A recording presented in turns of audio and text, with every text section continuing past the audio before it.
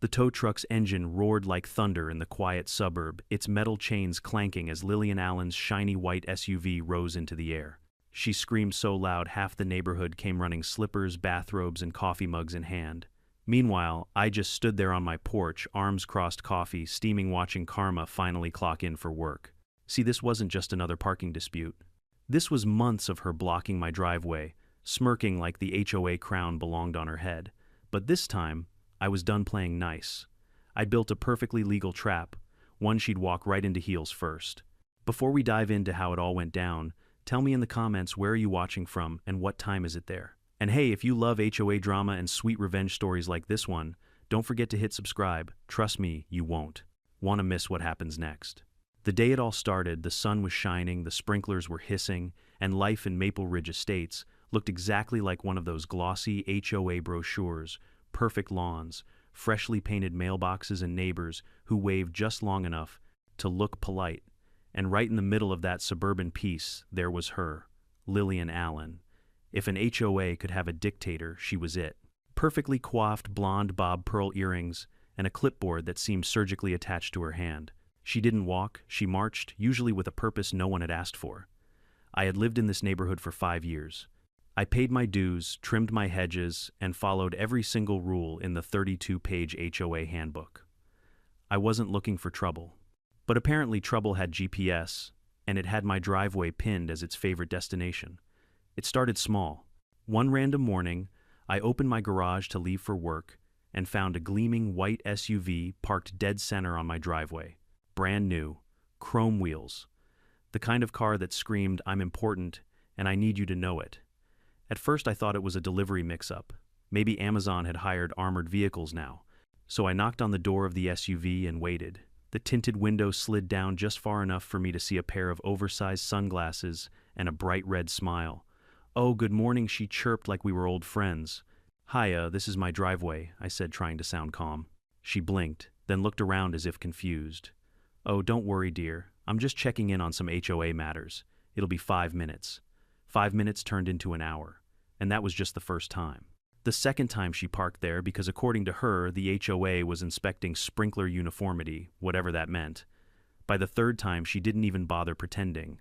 She just left her SUV there while she went jogging. Every time I confronted her, it was the same condescending tone. "Relax, Ethan," she'd say, waving her manicured hand. "It's just a driveway. You can still get out, can't you?" Actually, no, I couldn't, because her oversized suburban tank blocked my entire garage.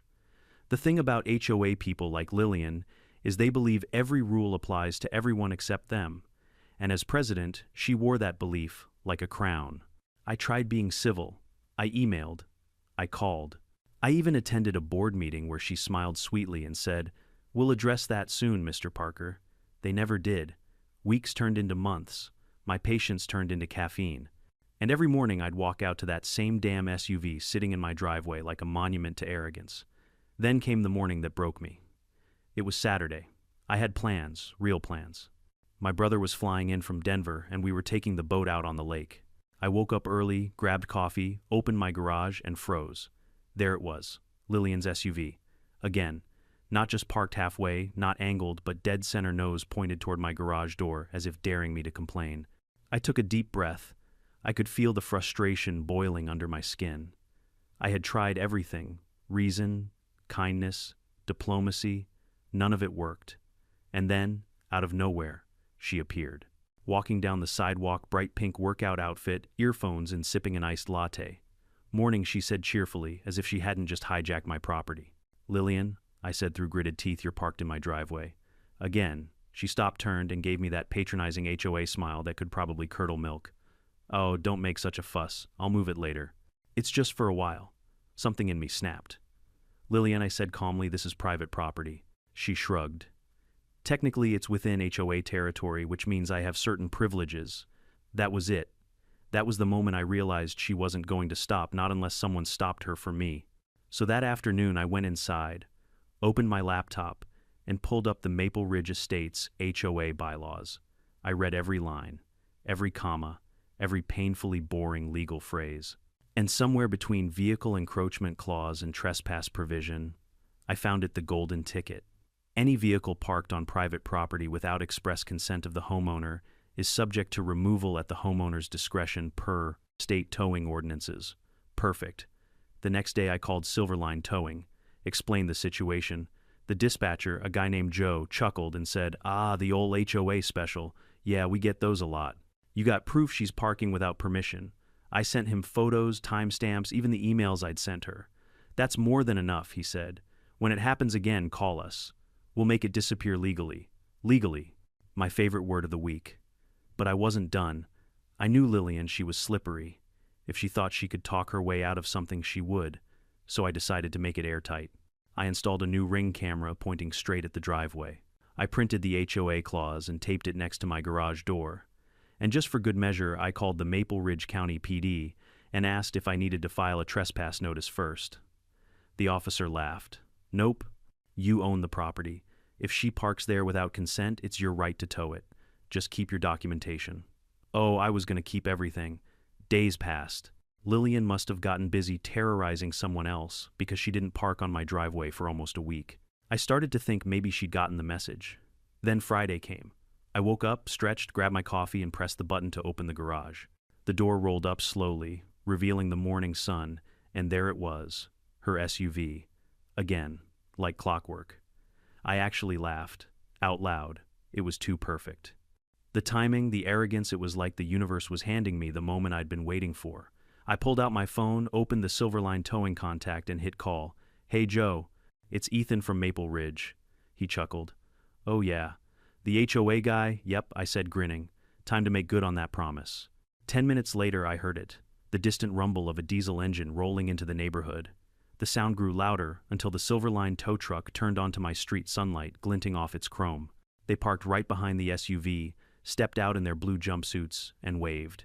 "You the homeowner?" "Sure am," I said.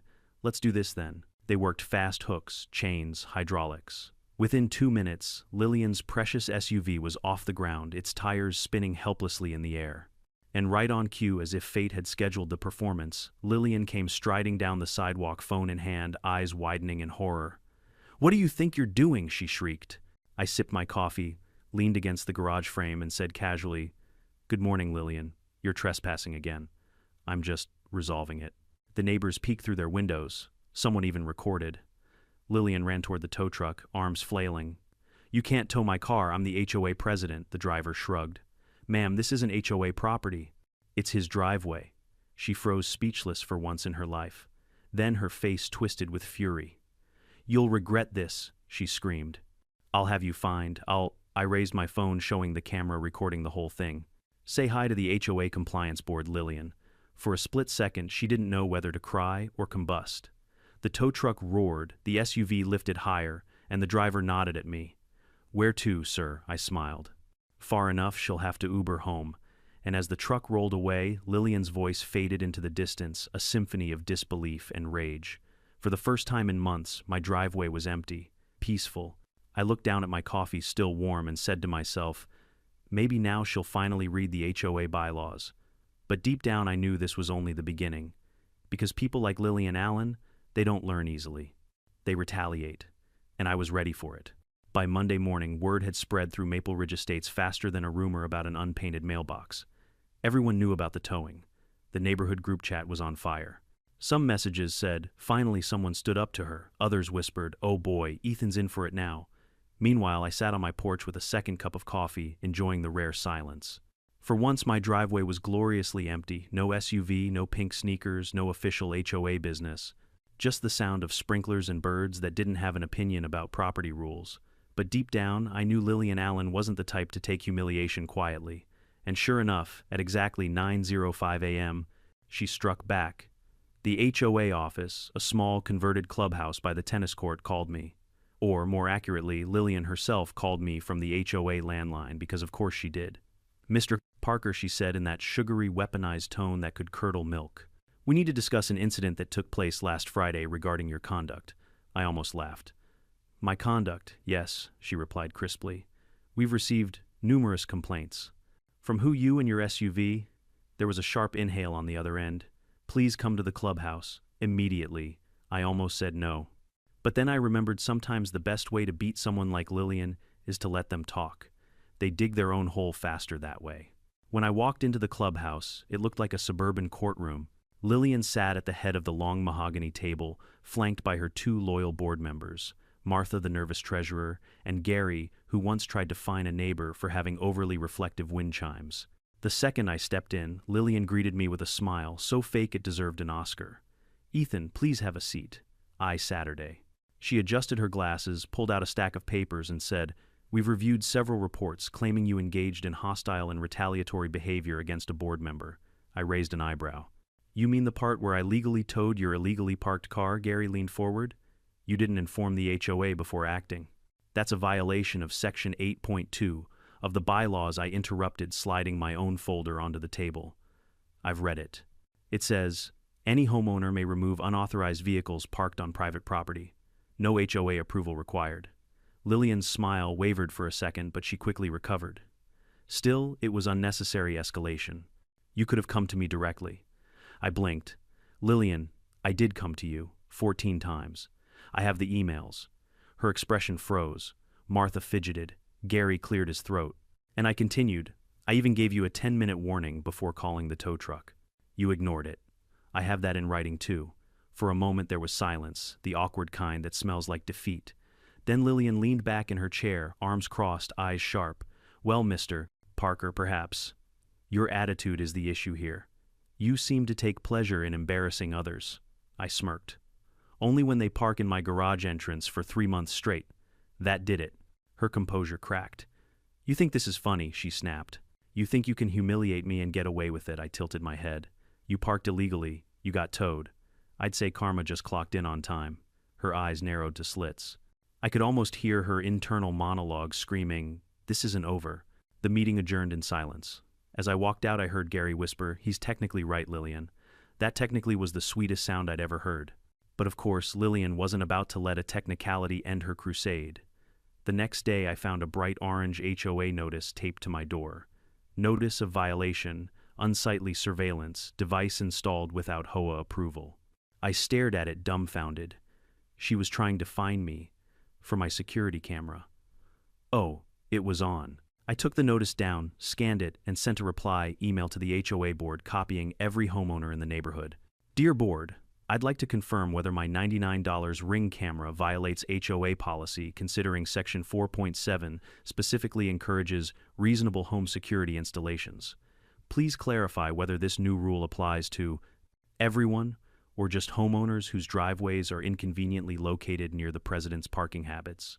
Regards, Ethan Parker." The email spread faster than wildfire. Within an hour, half the neighborhood had replied with GIFs, memes, and even one photo of a dozen other security cameras with the caption, "Fine us all, Lillian." By evening, the orange notice was gone, quietly. No apology, of course, but the fine had vanished. Still, I could tell she was simmering. The silence from her house across the street was almost eerie. No SUV sightings, no HOA patrols. Just curtains that moved a little too often as if she was watching. 3 days later, a letter arrived in my mailbox. No return address, but the handwriting was unmistakable, bold looping, and self-important. "Mr. Parker, your behavior continues to disrupt the harmony of Maple Ridge Estates. The HOA expects mutual respect, not hostility. As president, I have the right to ensure compliance and maintain standards. You may have won your little towing stunt, but understand this. I always find a way to restore order. Sincerely, L. Allen." I almost framed it. The villain monologue practically wrote itself. But instead of replying, I decided to push the one button I knew she couldn't resist: official HOA policy enforcement. So I filed a formal request for clarification with the HOA Compliance Committee, a small subgroup that didn't report directly to her. I attached the photos of her SUV blocking my driveway timestamps and the towing report. A week later, I got a response. After reviewing submitted evidence, the committee concludes that HOA President Lillian Allen violated Section 8.2 private property obstruction. The board will vote on appropriate disciplinary measures. That's when the real fun began. The next HOA meeting was packed. Usually only 5 or 6 retirees showed up. But tonight the entire neighborhood came. People brought folding chairs. Someone even brought popcorn. Lillian walked in wearing her power outfit blazer pearls and that icy smile that could freeze traffic. She stood at the podium, cleared her throat, and started with her usual spiel about community unity and upholding standards. Then came Agenda Item 4, Review of HOA President's Conduct Regarding Private Property Parking. Martha, the treasurer, looked like she wanted to melt into her seat. Gary looked fascinated, like he was watching a courtroom drama. Lillian tried to deflect, saying it was a misunderstanding and taken out of context. That's when I stood up, calm, smiling. With all due respect, I have the context right here. I walked to the front and handed the compliance report to the vice chair. Then from my phone, I played the footage from my Ring camera the moment her SUV got lifted into the air while she screamed, "You can't tow the HOA president." The room erupted in laughter. Even Gary couldn't help but snort. Lillian's face turned the color of a ripe tomato. "This is harassment," she barked. The vice chair shook his head. "No, this is evidence." After that, it was over. The board voted 3-1 to suspend her HOA privileges for 60 days pending review. For the first time in years, Maple Ridge Estates had no self-proclaimed queen. That night, I sat on my porch again, the same spot where all this started. The air was quiet, cool, peaceful. A few neighbors walked by and gave me a thumbs up. Someone even said, "You're a hero, Ethan." I laughed. I didn't feel like a hero, just a homeowner who finally fought back with patience proof and a sense of humor. I glanced at my camera, the little device that started it all, and grinned. Lillian's lights were still on across the street. Her blinds were drawn, but I could almost picture her pacing, stewing in silent rage. I raised my coffee mug toward her house like a toast. "To rules," I whispered, "and knowing them better than you." Somewhere in the distance, a tow truck rumbled down the road, a beautiful sound like poetic justice on wheels. For about 2 glorious weeks, peace returned to Maple Ridge Estates. The lawns looked greener, the mailboxes seemed shinier. Even the morning joggers stopped pretending not to notice me. They waved now, and a few of them whispered, "Nice job, Ethan." But deep down, I knew this was only the calm before the storm. Because people like Lillian Allen don't disappear, they reorganize. She might have been suspended from her position as HOA president, but that didn't stop her from stirring chaos from the shadows. It started small flyers slipped under doors, anonymous complaints, subtle rumors whispered at backyard barbecues. By the end of the month, the HOA grapevine was buzzing with her favorite narrative: Ethan Parker hates the HOA. He's trying to dismantle the rules that keep this community safe. He's an angry man with a camera who records everyone. Classic Karen warfare, not direct confrontation, but death by gossip. I ignored it at first. But then the complaints started hitting my mailbox. Complaint #1 improperly placed garbage bin. Complaint #2 fence paint slightly off from HOA approved beige tone. Complaint #3 unauthorized decorative lighting visible from street. Each one carried the same printed signature at the bottom, filed by concerned resident. Which was ironic because the concerned resident had handwriting that looked suspiciously like Lillian's, loopy, dramatic, and slanted like it was angry at the paper. I could have fought back immediately. But instead I decided to do what I do best: observe. Let her dig her own hole deeper. One afternoon I caught her in action. I was working on my porch laptop open when Lillian strolled down the street in her oversized sunglasses, clipboard in hand, pretending to be on a phone call. She stopped by my mailbox, pretended to adjust something, and slipped an envelope inside. The moment she walked away, I went over and opened it. Another complaint. This one read, "Unapproved plant species in front yard, possible violation of community landscaping guidelines." I stared at it for a full minute. She was now policing my hydrangeas. So that evening, I printed out every single notice I'd received, all 8 of them, and pinned them neatly on my front lawn with a sign that said, "Compliments of our HOA's retired dictator." Collect them all. By morning, half the neighborhood had taken photos. Someone posted it on the Maple Ridge Neighbors Facebook group. Within hours, the post had over 300 comments. The reactions were split evenly between laughter and outrage. "Oh my God, Ethan, you're savage. Is this real? Did Lillian actually report your bushes?" Finally, someone showing what it's like living under her rule. Lillian tried to defend herself in the comments, but it was a disaster. The more she typed, the more obvious it became that she was the concerned resident. She used the same phrases she'd written on my notices: community harmony, aesthetic consistency, and her favorite: protecting property values. By noon, people were screenshotting her comments and tagging them with memes of dictators and pearls. It was beautiful. That night I heard a car pull up outside. I peeked through the blinds and saw Lillian standing in my driveway again, but this time without her SUV. She was holding one of my displayed notices crumpled in her fist. "Ethan," she yelled, "take this down right now." I opened the door, still holding my coffee. "Evening, Lillian." "Out for another HOA inspection," she stormed toward me. "You're defaming me publicly. You're making a mockery of this community." Lillian, I said calmly, I didn't defame you. You defamed yourself. I'm just curating your greatest hits. Her jaw tightened. You think this is funny. You're turning people against me. I tilted my head. I think you managed that all by yourself. She looked like she was about to explode, but then she caught herself, took a breath, smoothed her hair, and smiled that fake PR smile. Fine, she said coldly. You want to play hardball. Let's see how you handle it when the HOA's insurance committee comes knocking. I watched her leave, heels clacking like gunfire on the pavement. 3 days later, I got a letter from a law firm representing the HOA. It wasn't an actual lawsuit, just a formal notice claiming my public display of private correspondence could be considered defamatory and damaging to community reputation. I almost laughed myself out of my chair. Instead of panicking, I called my friend Sam Torres, a lawyer who specialized in property law and who happened to live just 2 blocks over. Sam came over that evening, glanced at the letter, and smirked. This is garbage, he said. She's bluffing. Figured as much. But Sam added, if she's using HOA funds to send this, that's a serious problem. That's misuse of community money.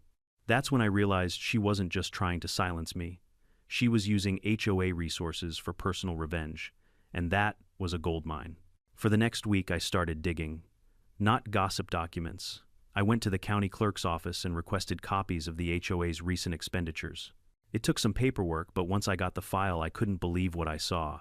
There were charges for community outreach legal consultation, $3 $200 public relations retainer, $1 $100 event catering board lunch, $689, and all of them were dated within days of her suspension.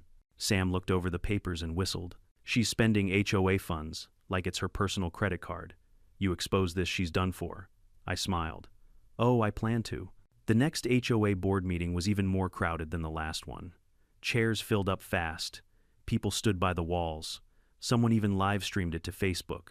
Lillian walked in wearing her innocent but powerful outfit, navy blue suit, soft scarf, the kind politicians wear when pretending to apologize. She started the meeting as if nothing was wrong. I want to thank everyone for coming tonight. There's been some unfortunate misinformation circulating online, and I'm here to clear the air. I raised my hand. Before you do that, I'd like to submit a motion to review recent HOA expenditures. The room went quiet. Lillian froze mid-sentence. Excuse me, I stood up holding a folder. These records show that several large payments were made to law firms and PR companies, all dated after your suspension. Care to explain? Murmurs filled the room. Martha, the treasurer, looked pale. Wait, I didn't approve those. Lillian's voice faltered. Those were standard community expenses. Really, I said, opening one document. Because this one says consultation regarding HOA image management after towing incident. That doesn't sound very community related to me. The room erupted. Gary whispered something to Martha. Someone in the back shouted. She used our money for her lawyer. Lillian tried to shout over the noise. Everyone calmed down. This is being taken out of context, but no one was listening anymore. The board voted on the spot to launch an audit. Lillian tried to object, but Martha, finding her backbone for the first time in years, said, You don't have authority anymore, Lillian. Sit down. The entire room cheered. After the meeting, neighbors came up to shake my hand. One of them, old Mr. Henderson, grinned and said, Never thought I'd see the day someone beat her at her own game. Just took some reading, I said, patting my stack of bylaws. And a bit of patience. As the crowd dispersed, I caught a glimpse of Lillian slipping out the side door, her posture stiff, her face pale. For the first time, she didn't look angry. She looked cornered. I almost felt bad for her. Almost. Because here's the thing, when you build your power on fear, the moment people stop fearing you, everything collapses. That night, I stood by my driveway again, breathing in the quiet. No SUV, no orange notices, no chaos. But as I turned to go inside, I noticed something odd. A set of tire marks at the edge of my driveway, like someone had stopped there briefly, then sped off. A chill ran down my spine. Lillian wasn't done. She'd lost her title, her influence, and her pride, which meant she had nothing left to lose. And that's when the real HOA war began. I should have known Lillian Allen wasn't going to accept defeat quietly. The night of the audit meeting, she vanished from public view, but her absence felt louder than her voice ever was. It was the kind of silence that came before a storm, the sort that makes you double-check your locks even though you live in the safest zip code in the county. For a few days, life returned to normal. I trimmed my hedges, waved to neighbors, and actually parked in my own driveway without seeing a single SUV. But the peace felt temporary. Too easy. Then, one Tuesday morning, I walked outside to find something new taped to my mailbox, a bright yellow notice marked Urgent, HOA Investigation. The accusation evidence suggests homeowner Ethan Parker has been operating an unlicensed home business and storing construction materials on his property. I blinked, half amused, half insulted. The only business I operated from home was answering emails for my job as a project engineer. The so-called construction materials, 2 bags of mulch and a ladder. "Oh, she's getting creative now," I muttered. I went back inside, made coffee, and called the HOA office. The new acting president, Gary, yes, that Gary picked up. "Morning, Gary. Got a fun little letter from your team today." He sighed. "Let me guess. Yellow paper bingo," he groaned. "Ethan, I swear that's not from me. We're still cleaning up her mess. She must have filed that before the audit vote. Or after I said, as part of her farewell tour." Gary promised to look into it. I hung up, but something about the whole thing felt off. The letter wasn't printed on HOA stationery. It was a copy poorly done with a fake signature, and the email listed at the bottom wasn't the official HOA address. It was a personal Gmail account, mapleridge.enforcement@gmail.com. I typed it into the HOA records. No match. Classic Lillian. She'd gone rogue. That night, around 10:30, I noticed movement on my security camera. A figure in a beige trench coat walked slowly along the sidewalk, flashlight in hand, pausing in front of my yard. The timestamp read 10:34 p.m. I zoomed in. Even through the low light, the blonde hair gave her away. "Lillian," I whispered, staring at the monitor, "you've officially lost it." I stepped outside quietly. She didn't notice me at first. She was too busy snapping photos of my garden, crouching beside my mailbox like some deranged realtor. "Evening, Lillian," I said. She flinched, nearly dropping her phone. "Ethan, you scared me." "Funny," I said. "I could say the same thing about finding you prowling my lawn after dark." She straightened, adjusting her coat like she had any dignity left. "I'm conducting a neighborhood inspection," she said. "You wouldn't understand. It's procedural." "Procedural," I smirked. "You're not HOA president anymore." Her jaw tightened. "That's temporary. And when I'm reinstated, I'll have to make sure this community hasn't fallen apart under Gary's lenient leadership." "Right," I said, stepping closer. "And does this inspection include trespassing at night?" Her nostrils flared. "You can't threaten me. I'm documenting a code violation." "Go ahead," I said, gesturing to the camera above the porch. "You're on video too. Smile for the bylaws." She glared, shoved her phone into her purse, and stomped off into the darkness. By morning, she'd already escalated. I woke up to a barrage of emails. The subject lines read like tabloid headlines: concern over unsafe chemicals on property, possible code breach, noise complaint community, image threatened by defiant homeowner, the sender, that same fake Gmail address. And the recipients included not just the HOA board, but the county zoning department. She was trying to get me investigated by the local government. That's when I realized she wasn't just angry anymore, she was obsessed. I decided to fight fire with paperwork. I called my lawyer friend Sam Torres again. He arrived within the hour, still in his gym clothes, sipping a protein shake. "She's impersonating an HOA authority now?" he asked, skimming through the fake notices. "Yup. She even used the HOA logo. Badly, I might add." He grinned. "You realize this is a felony, right?" My eyebrows shot up. "You're kidding. Forgery and impersonation of a corporate entity. If she's sending these to county officials, that's real trouble." I leaned back, finally feeling a spark of satisfaction. "So, we set a trap," Sam grinned. "Now you're talking." Step 1, documentation. We printed every email, screenshot, and timestamp from my camera footage. Then Sam wrote a short, polite message to the county office explaining the situation. "Please be advised that the Maple Ridge HOA president was suspended pending audit. Any further communication claiming to represent the HOA from unofficial accounts should be treated as fraudulent." He CC'd the HOA board and the county legal department. Step 2, bait. I drafted a public post on the Maple Ridge Neighbors page. "Hey everyone, quick update: someone's been impersonating HOA enforcement officers. If you get any emails or letters from mapleridge.enforcement@gmail.com, it's not legit. I've reported it to the county. Stay alert." Within minutes, the post blew up. Neighbors started commenting. "I got that same letter. She sent me one about my mailbox color. She even accused me of storing a boat in my garage." What, dozens of people? All victims of Lillian's inspections. It was bigger than I thought. She wasn't just targeting me, she was trying to rebuild her authority by fear. 2 days later, the trap closed. The county code enforcement office called me. Mr. Parker, we received an anonymous email from that same address claiming you've been conducting unlicensed renovations. The sender attached photos of your property taken at night. She listed herself as acting HOA chairperson. I smiled. Perfect. Did she sign her name? Yes. L. Allen. I could almost hear Sam cheering in the background. I forwarded them the audit, report her suspension notice, and the footage from my camera time-stamped proof of her sneaking around my yard. Thank you, Mr. Parker, the official said. We'll handle it from here. By the following week, the county sheriff's department paid Lillian a visit. I wasn't there, but the neighbors were, and of course they recorded the whole thing. The video spread through the community group like wildfire, 2 deputies standing at her doorstep, while she tried to explain why she had hundreds of inspection photos on her phone. Someone in the crowd yelled, maybe she was just admiring the landscaping. Laughter broke out.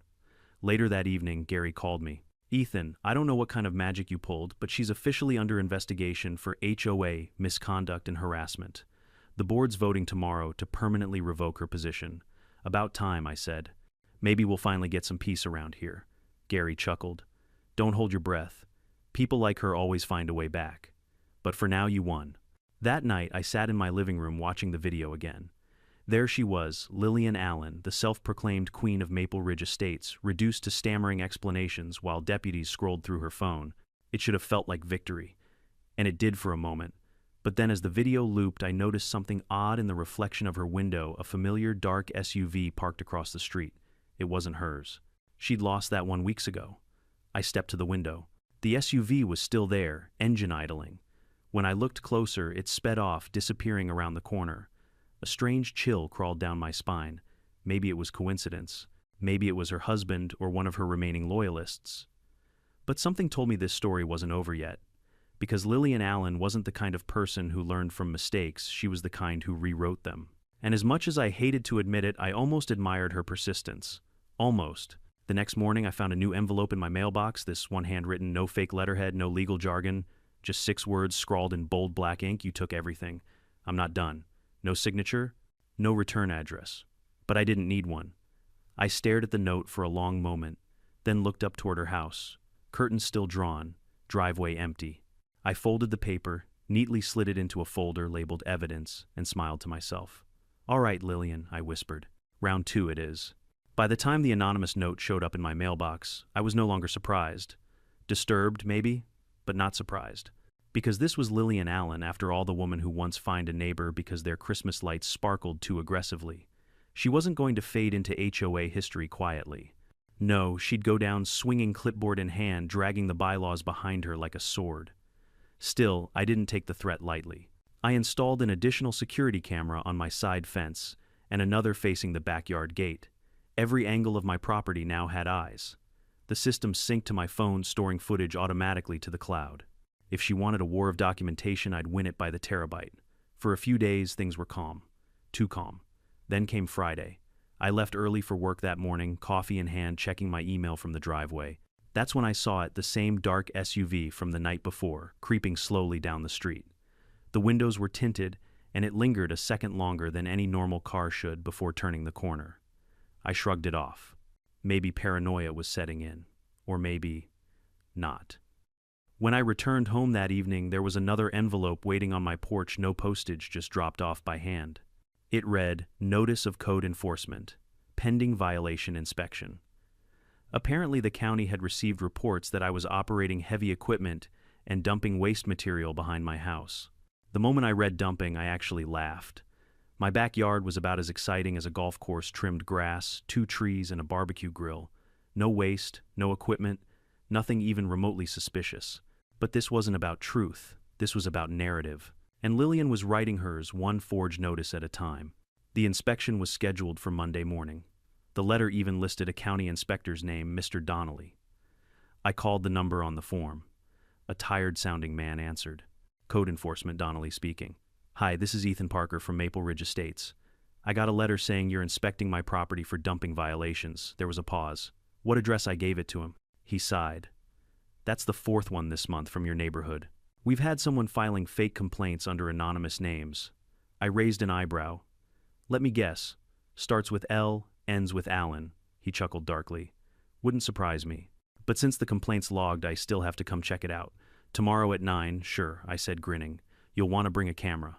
It's going to be entertaining. Sunday night, I prepped like I was setting up for a movie shoot. I cleaned the yard spotless, double-checked the cameras, even printed out the HOA's audit results in case she tried to spin the story again. I didn't know exactly what she was planning, but the note in my mailbox said, "I'm not done." That meant she had something left to play, and I was ready to catch her red-handed. At 8:47 a.m., Monday morning, a white county SUV pulled into my street. Inspector Donnelly stepped out mid-50 seconds, windbreaker, clipboard, the look of a man who's seen far too many ridiculous neighbor disputes. "Morning, Mr. Parker," he said. "I take it you're expecting me." "Oh, absolutely," I replied. "This way." I led him to the backyard gate, only to stop dead in my tracks. Right there behind the fence was a heap of trash bags and old paint cans. At least 6 of them piled neatly near the back corner. "What the?" I muttered. Donnelly frowned.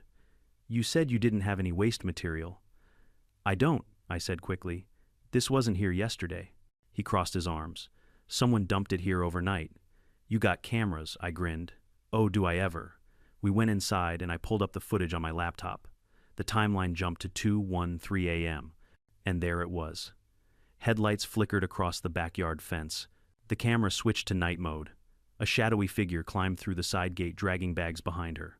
Blonde hair, beige coat. I didn't even need to zoom in. "Bingo," I said quietly. Donnelly leaned forward. "Is that the same woman who filed the complaints?" "The one and only." We watched as she stacked the bags, arranged them like props, then crouched down with her phone snapping photos. When she left, she even took a minute to pose hands on hips, proud as a cat that just dropped a mouse on the porch. By the time the clip ended, Donnelly was shaking his head. "In 20 years of this job," he said, "I've never seen anything that stupid." She actually staged a violation on camera. "Lillian loves performance," I said. "She just didn't know she was auditioning for the role of defendant." Donnelly made his report on the spot. "Official finding, false complaint, malicious intent, evidence tampering," he said, writing it down. "And I'll be forwarding this to the sheriff's office. We don't play games like this." He handed me a copy of his report, nodded, and drove off. I stood there for a moment, letting it sink in. It was over. Finally, she'd gone too far, even for Maple Ridge's endless tolerance. Except, she didn't know yet. And that gave me one final opportunity to end this my way. That evening, I posted a screenshot from the security footage to the Maple Ridge Neighbors group. No accusations, no names, just the image of a mysterious figure sneaking through my gate at 2 a.m. with the caption, "Caught on camera last night."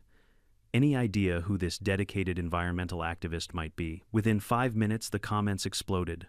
"Looks like Lillian's coat. Same shoes she wore to the last HOA meeting. She's framing people now. Oh my God." Then someone, probably Martha, the treasurer, dropped the final bomb. "That's definitely Lillian. I recognize the scarf. She wore it to my housewarming party and bragged it was real cashmere." The post had 500 reactions before dinner. By nightfall, someone tagged the HOA page. "Gary called me around 8 p.m. "Ethan, what did you do?" "Just shared the truth," I said innocently. "Well, it's working. We just got 50 emails demanding a full HOA review, and the sheriff's office already called. They've got your footage." "Perfect," I said, leaning back in my chair. Maybe justice finally works faster than the HOA's printer. The next morning, the inevitable happened. 2 sheriff's deputies and Inspector Donnelly showed up at Lillian's house with a warrant. She tried to talk her way out of it, waving her hands and shouting about community standards and character assassination, but they had the footage. Within an hour, she was escorted off her property, not in handcuffs, but close enough for the neighbors to applaud. I watched from across the street, sipping coffee like it was the finale of a TV show I'd waited months to see. Gary walked over, shaking his head. "You know, I never thought I'd see this day." "Neither did I said. "But I learned something about people like her." "Oh yeah, what's that?" "They build their own traps. I just give them better lighting." For the first time in months, Maple Ridge Estates felt peaceful again. The streets were quiet. The HOA emails stopped flooding my inbox. People started decorating their lawns again, freely, creatively, without the fear of being fined for visual imbalance. One neighbor even hung a little sign on her fence that said, "Smile, you're not being inspected." Every time I passed it, I couldn't help but laugh. A week later, I got a letter from the county attorney's office. Lillian was facing charges for trespassing, harassment, and filing false reports. She'd also been permanently banned from serving on any HOA board in the state. I pinned that letter to my fridge like a trophy. But the best part wasn't the victory, it was the quiet. No more SUVs, no forged notices, no 2 a.m. flashlight patrols, just stillness. Of course, there's one rule in Maple Ridge Estates I've learned by heart: peace never lasts forever. And as I stepped outside one evening, I noticed something tucked under my welcome mat, a small white card with a single line written in delicate handwriting. "Enjoy your peace, Mr. Parker. You earned it." No signature. But this time, I didn't feel anger. I just smiled, slipped the card into my pocket, and whispered, "Thanks, Lillian. I already am." It had been 6 quiet months since the Lillian era ended in Maple Ridge Estates. The lawns looked greener, the HOA emails were shorter, and no one had been fined for unsightly garden gnomes in half a year. The whole community had healed, or at least we'd convinced ourselves it had. I was finally enjoying suburban peace. Morning coffee on the porch, weekends on the lake, even the occasional neighborhood barbecue that didn't turn into a policy debate. But like every great horror movie, just when the audience starts to relax, something moves in the background. It began innocently enough. One morning, I received a friendly HOA newsletter in my inbox. New logo, clean layout, and a cheerful headline welcoming Maple Ridge's new community relations manager, Linda Archer. The name didn't ring a bell, but the tone was oddly familiar. Let's keep Maple Ridge Estates beautiful, harmonious, and consistent with our proud heritage of high standards. High standards. The same phrase Lillian used to justify every insane fine she ever wrote. I shrugged it off. Plenty of suburban busybodies use that kind of language. Still, something about the email signature, "Best Linda A," made me pause. A coincidence, I told myself. Just a coincidence. Over the next few weeks, Linda Archer became a familiar presence around the neighborhood. She organized community cleanup days, sent out surveys about mailbox colors, even reintroduced friendly HOA reminders. It was like someone rebooted Lillian's rulebook under a softer brand name. But what really caught my attention was the voice. At the next HOA meeting, my first in months, Gary introduced her to the room. "Everyone, this is Linda Archer, our new community relations manager. She'll be handling public communication and compliance outreach." She stood up wearing a wide-brimmed hat and a cream blouse. Her hair was darker now, chestnut brown instead of blonde, and she wore thick glasses. But the moment she spoke, every hair on my arm stood on end. "Thank you, Gary," she said smoothly. "I'm here to bring unity back to Maple Ridge Estates. We've had turbulent leadership in the past, but my goal is to rebuild trust and order." That voice. I'd heard it shout, threaten, and whisper, "You'll regret this," through my driveway gate. Lillian Allen had returned. I didn't say anything right away. If she wanted to play undercover boss, fine. I was going to play detective. After the meeting, she approached me with a smile that could freeze water. "Mr. Parker, I've heard so much about you," she said, warmly extending a gloved hand. "Have you now?" I replied, shaking it. Her grip was firm, practiced. "Oh yes," she said. "Your attention to detail, your passion for community fairness. We need more homeowners like you." It took everything in me not to laugh out loud. "Glad to be of service," I said.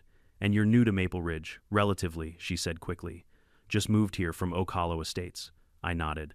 "Ah, I've heard they have very strict HOA policies there." She smirked just slightly. "You could say that. Her disguise might have fooled most people, but I wasn't most people." The next day, I went full Sherlock Holmes. I checked property records. No one named Linda Archer owned a home in Maple Ridge. She must have been renting. I looked up tenant lists, cross-referenced them with the HOA's directory, and bingo, a small guest house listed under Michael Allen, her ex-husband. She was hiding in plain sight, living under his name. Now the question was, why come back? The answer arrived in the form of a new HOA policy draft she emailed out a week later. Proposal: reinstatement of historical governance standards for former board members. Translation: a loophole to get herself reinstated. That was the moment I decided to end this once and for all. I needed proof that Linda Archer and Lillian Allen were one and the same, undeniable evidence. So I came up with a plan. Step 1: bait. I emailed her directly. Subject: question about bylaws. "Hi Linda, I remember Lillian once mentioned that the HOA restricted camera angles for home surveillance. Do you know if that's still true, Ethan?" It was an obvious trap. The camera rule never existed. I just wanted to see how she'd respond.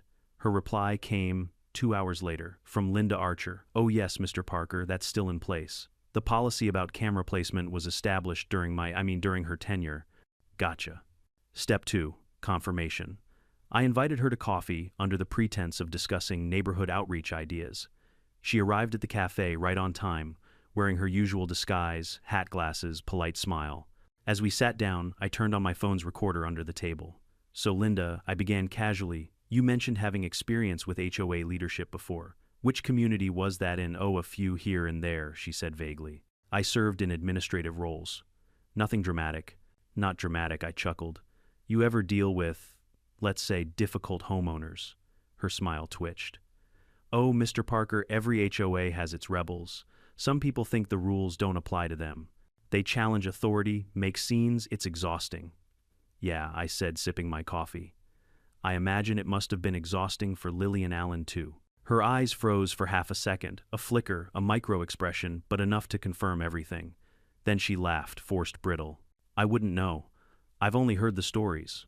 Of course, I said, smiling. Stories. I ended the conversation, politely thanked her, and went straight to Sam, my lawyer. Sam nearly spit out his drink when I told him. She came back disguised. Are we living in a soap opera? Pretty much, I said. And I've got her voice on tape. He grinned. Perfect. Let's see how she handles Act 2. The following HOA meeting was the most attended one yet. Word had already spread, someone had leaked, that Linda was proposing a reinstatement clause. The moment she stood at the podium, murmurs rippled through the crowd. Thank you all, she began. This community deserves strong, experienced leadership. That's why I'm proposing we allow former board members. I raised my hand. Question, Madam Archer. She turned toward me with visible irritation. Yes, Mr. Parker, could you please clarify how long you've lived in Maple Ridge? She hesitated. A few months, and before that, a pause. Oak Hollow Estates. Interesting, I said, pulling out my phone. Because Oak Hollow doesn't have a record of any HOA member named Linda Archer. Whispers erupted. She stammered. That's absurd. And one more thing, I interrupted. You might want to explain this. I pressed play on my phone. Her recorded voice filled the room. Oh yes, Mr. Parker, that's still in place.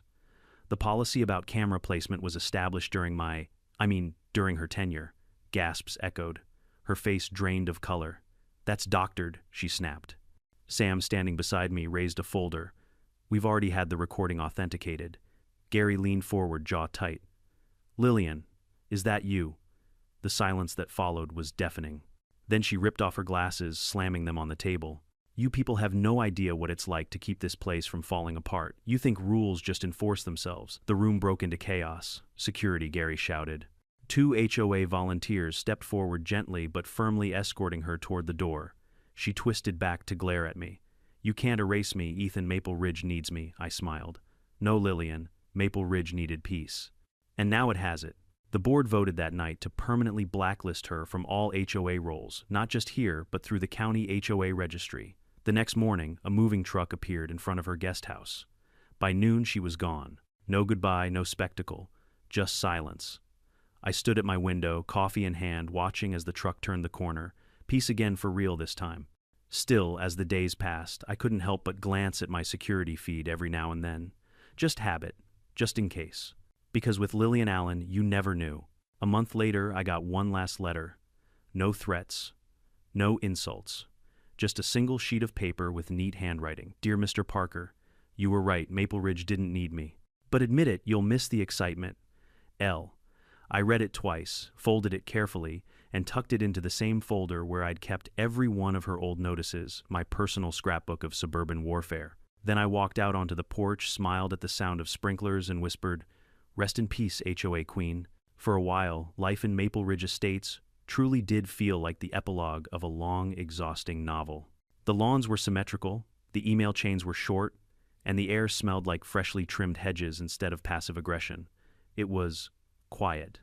Too quiet. That should have been my first clue. Because when people like Lillian Allen vanish, they don't retire, they recalculate.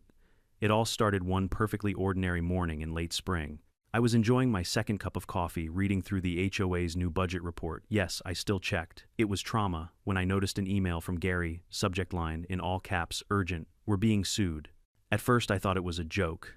Maple Ridge had survived everything from overgrown lawn scandals to gnome-related protests. A lawsuit sounded almost cinematic. But then I opened the attachment, and there it was, Plaintiff Lillian Allen. Defendants Maple Ridge Estates, HOA, and Ethan Parker, homeowner, caused defamation, wrongful suspension, and emotional distress. She was back. Gary called me within minutes. His voice sounded like someone who had aged 10 years in an hour. Ethan, I swear, we followed every protocol. The county verified her misconduct. She has no case. Calm down, I said. Of course she doesn't. This is just her last desperate move. She filed in district court, district. Not small claims, so what's her goal? Publicity, leverage, maybe revenge. She wants headlines. I sighed. Then, let's make sure she gets the wrong kind of headlines. The first hearing was scheduled 2 weeks later. I'd been in my share of HOA meetings, but stepping into an actual courtroom with her sitting across the aisle, it felt surreal. She looked different again. Her hair had grown out, styled into a polished brown bob. She wore a navy blazer and a sympathetic expression like she'd spent months practicing her reformed citizen look in the mirror. Her lawyer, a young guy who clearly didn't realize what he'd gotten into, stood beside her like a soldier marching into battle without armor. When the judge entered, Lillian's smile returned the same thin, sharp grin I'd seen 100 times before, now hidden behind legal formality.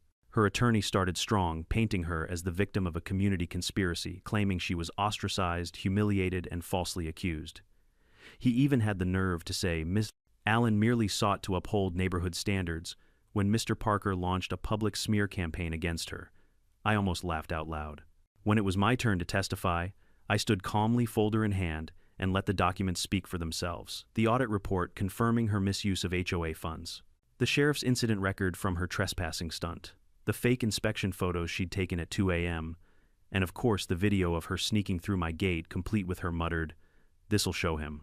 By the time my lawyer Sam was done presenting, the young attorney across the aisle looked like he was ready to defect to our side. But Lillian, she didn't flinch. She watched me with calm, icy focus, as if waiting for her real move to land. And then she dropped it. "Your Honor," she said, standing to speak for herself, "the defense is omitting key evidence of collusion within the HOA board, specifically financial irregularities tied to Mr. Parker's friend Gary Miller." The courtroom stirred. Even Sam blinked. "What is she talking about?" he whispered. Lillian produced a thick folder and handed it to the bailiff.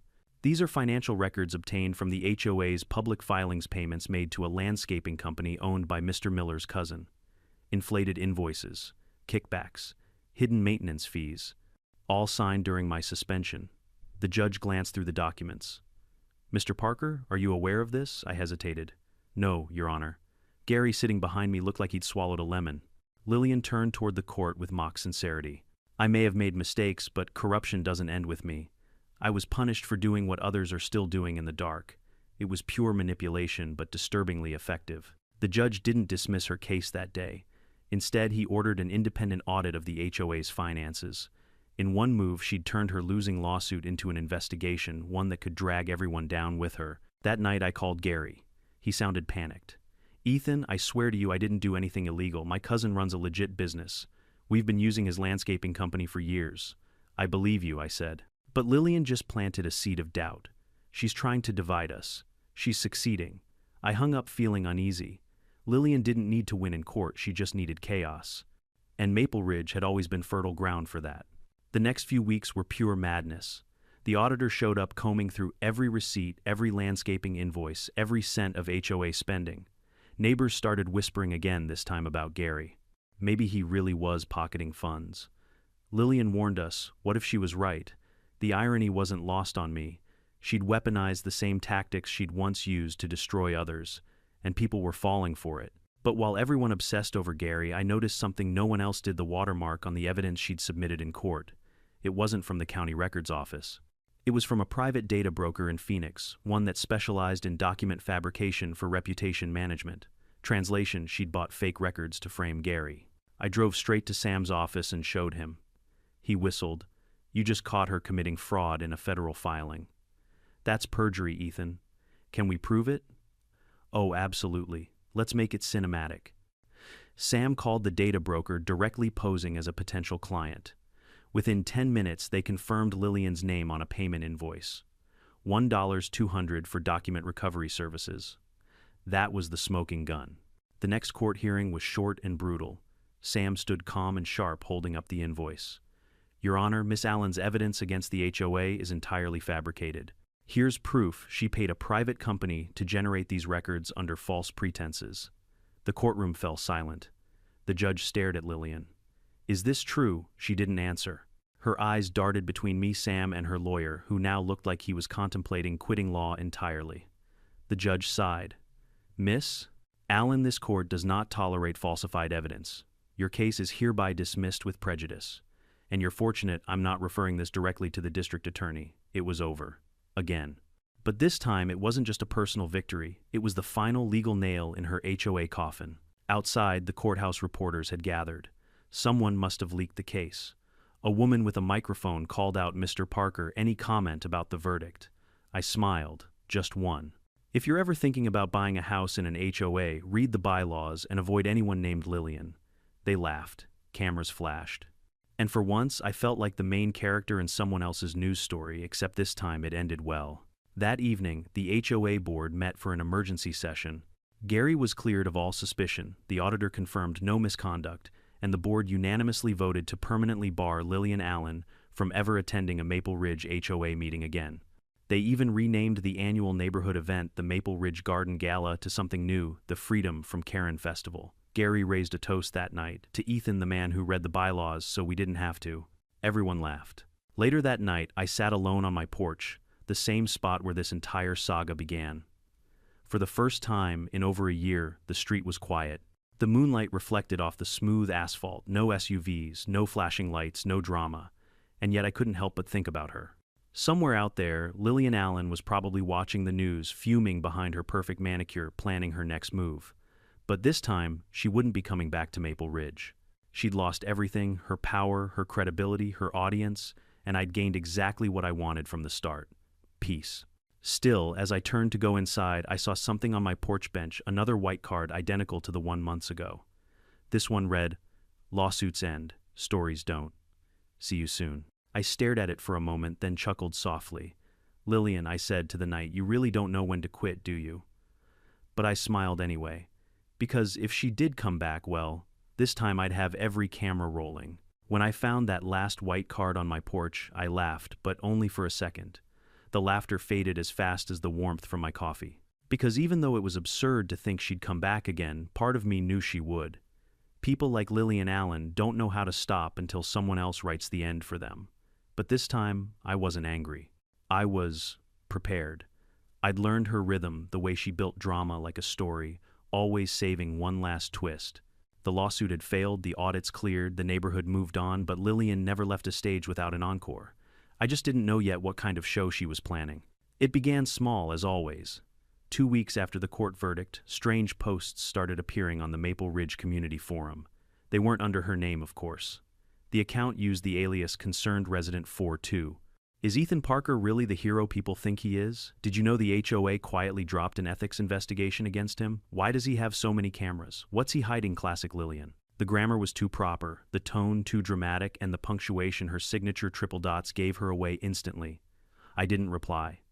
I'd learned that silence infuriated her more than confrontation ever could. But behind the scenes, I started gathering every scrap of digital evidence, screenshots, timestamps, IP logs, and metadata. I wasn't just going to expose her again, I was going to end her narrative once and for all. A few days later, Gary knocked on my door. "She's back online," he said, waving a printed page. "She's telling people you hacked her old HOA account." "Of course she is," I said dryly. "What's next?" I stole her pearls. "This isn't funny, Ethan. People are actually believing it. Some of the newer residents didn't live through the chaos. They don't know who she really is." He was right. Half the neighborhood had turned over since last year. To them, I wasn't the guy who saved the HOA. I was just some homeowner with cameras and an old grudge. That's when it hit me. Her new plan wasn't revenge, it was revisionism. She was rewriting history. And in Maple Ridge, perception was everything. So I did something I'd never done before. I decided to beat her at her own game. I called Sam, my ever-patient lawyer/friend. "Tell me," I said, "what's the legal limit of public embarrassment before it counts as defamation?" He raised an eyebrow. "You're planning something. Let's call it community education." The following weekend, I organized a Maple Ridge HOA appreciation night. Officially, it was a casual gathering to celebrate the community's progress since the reforms, but unofficially, it was my stage. The event was held at the community center, free pizza, cheap wine, and a giant projector set up in front of a modest crowd of 50 residents. I made sure to live stream it on the same community forum where Lillian had been spreading her ghost stories. As everyone settled in, I took the microphone. "Thank you all for coming," I began. "Tonight isn't about rules or regulations, it's about transparency. Because if we've learned anything here, it's that sunlight is the best disinfectant." A few chuckles. Good sign. I clicked the remote. The projector lit up. Slide 1, a screenshot of the concerned resident 4-2 posts. Slide 2, a chart showing identical IP addresses between those posts and Lillian's old HOA account. Slide 3, an audio clip, her voice from last year saying, "You can't erase me. Ethan Maple Ridge needs me." The crowd gasped. This, I continued, is what happens when obsession meets Wi-Fi. I played a short montage. I'd edited together every piece of evidence from the past year, neatly narrated with timestamps. Her fake inspections, the staged dumping, the forged invoices, the courtroom outburst. Even her Linda Archer disguise. It was part documentary, part roast, and completely devastating. Gary nearly spit out his drink when the video ended with a quote overlay. "Never underestimate a bored homeowner with cameras." Ethan Parker. The room burst into applause. The next day, the video hit social media. By noon, it had over 5,000 views, mostly from HOA meme pages and suburban drama junkies. People everywhere were laughing, sharing, commenting things like, "This is better than Netflix. Lillian Allen is the final boss of HOAs. Someone please make a movie about this. It wasn't just a local scandal anymore." It was viral. That's when the phone calls started. Local news stations wanted interviews. Podcasts wanted sound bites. Even a YouTube channel called HOA Nightmares reached out asking if they could feature my story. For a brief, ridiculous moment, I became the guy who defeated the HOA Karen. But fame, even neighborhood-level fame, comes with consequences. On a rainy Tuesday night, about a week after the video went viral, my doorbell rang. I checked the camera feed before opening and froze. Lillian, no disguise this time, no clipboard, just standing there in the rain-soaked makeup, smeared eyes, wild but oddly calm. I opened the door, careful to keep my distance. "You really couldn't stay away, could you?" I said softly. She tilted her head. "You humiliated me." "I didn't humiliate you, Lillian. You did that yourself. I just hit play." She took a step forward. "You think you won, don't you? You think you're the hero." I shrugged. "No heroes here, just homeowners." Her eyes glistened, not with tears but fury. "You don't get it. I built Maple Ridge. I made it what it is. You tried to own it," I said. "That's not the same thing." For a moment, neither of us spoke. Rain tapped against the porch roof like impatient fingers. Then she reached into her coat and pulled out a flash drive. She tossed it onto the ground between us. "Go ahead," she said. "Add this to your little movie." I looked down. "What's on it?" Everything, she whispered. "Emails, records, things your precious HOA board doesn't want anyone to see." And before I could say another word, she turned and walked into the rain, disappearing down the street. Sam examined the flash drive the next day. "It's legit," he said slowly. "Old HOA correspondence, hidden expense reports, and wait for it, emails from a developer." "What developer?" he scrolled. "A company called Ridgeview Partners. They've been negotiating to buy part of the neighborhood for a commercial expansion. Looks like Gary and a few others knew." I blinked. "You're telling me she was right?" "Again, partially," Sam said. "She wasn't trying to protect Maple Ridge, she was trying to leverage it. These emails show she was promised a consultant position if the sale went through." My jaw tightened, so she was never fighting for order. She was fighting for control and profit. 2 weeks later, the developer deal collapsed under public scrutiny. The county froze all HOA assets pending a full review. Gary resigned quietly, citing health reasons. And Lillian, trust. She vanished again, no trace. No new aliases, no more cards. The local paper published one final headline: HOA scandal ends with developer collapse, community reclaims control. I was quoted once: "Sometimes the villains expose bigger villains. Either way, sunlight wins." It's been a year since then. Maple Ridge feels different now, free, imperfect, alive. People decorate however they want.